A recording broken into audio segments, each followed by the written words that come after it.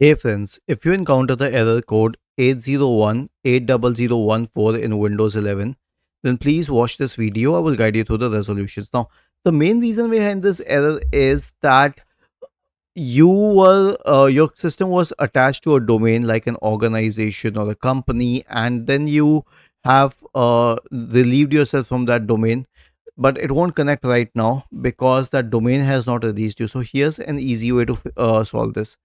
Right click on the start button, select settings from the menu, and then go to system. Now this will actually reset your system completely and erase the data, but this is the only method. Go to recovery, reset PC, remove everything, and then select cloud download.